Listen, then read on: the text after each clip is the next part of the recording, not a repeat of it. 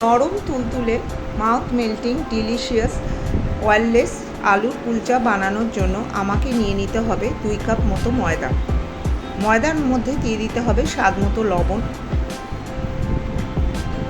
আর দিয়ে দিতে হবে 1 টেবিল স্পুন অয়েল।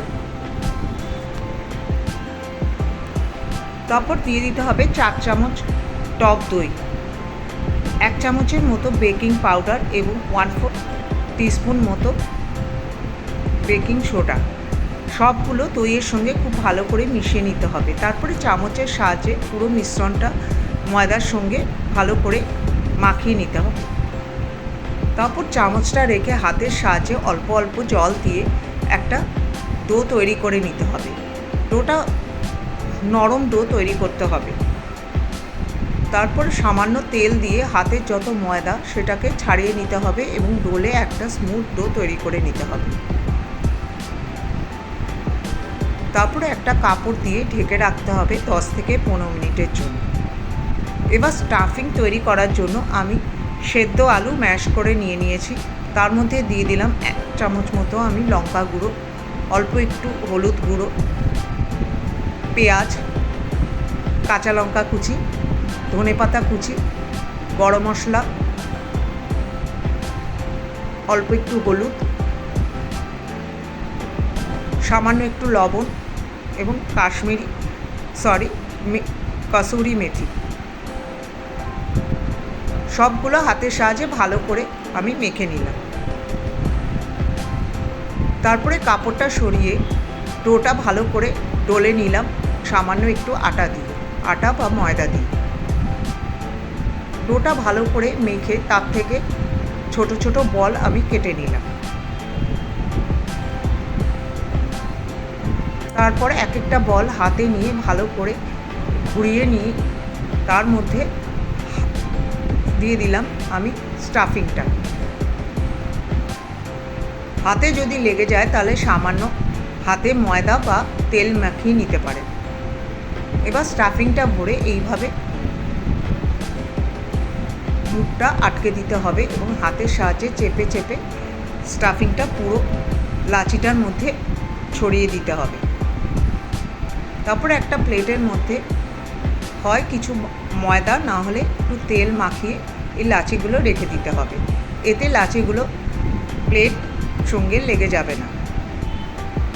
তারপরে এরকমভাবে লম্বা আকারে এটা বেলে নিতে হবে। কুলচা যেহেতু একটু লম্বাটে হয় তাই রুটিগুলো একটু লম্বাটে আকারেই আমাকে বেলে নিতে হবে। এইভাবে বেলার পর উপরে একটু ধনেপাতা কুচি এবং কালো জিরে দিয়ে সামান্য একটু বেলনি দিয়ে চেপে দিতে হবে।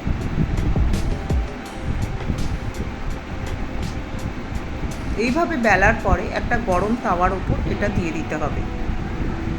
এই সময় গ্যাসের ফ্লেমটা মিডিয়াম টু হাই রাখতে হবে আর চারিদিকে একটু জল ছড়িয়ে দিতে হবে। তারপরে একটা ঢাকনা দিয়ে এটা ঢেকে দিতে হবে 4-5 মিনিটের জন্য।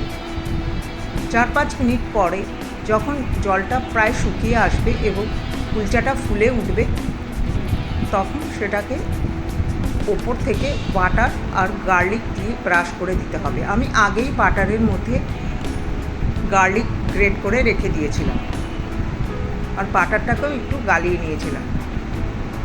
ব্রাশ করে দেওয়ার পর এটাকে উল্টে দিতে হবে, দিয়ে আবার ঢেকে দিতে হবে কিছুক্ষণের জন্য।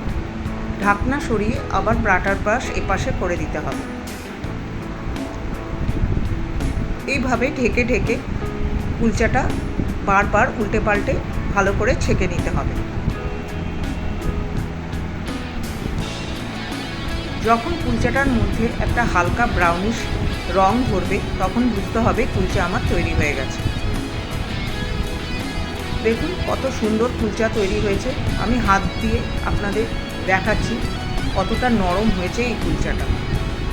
আমি এটা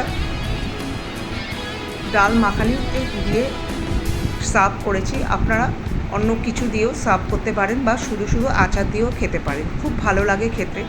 আশা করি আপনাদের রেসিপিটা ভালো লেগেছে। ভালো লাগলে চ্যানেলটার সঙ্গে থাকবেন।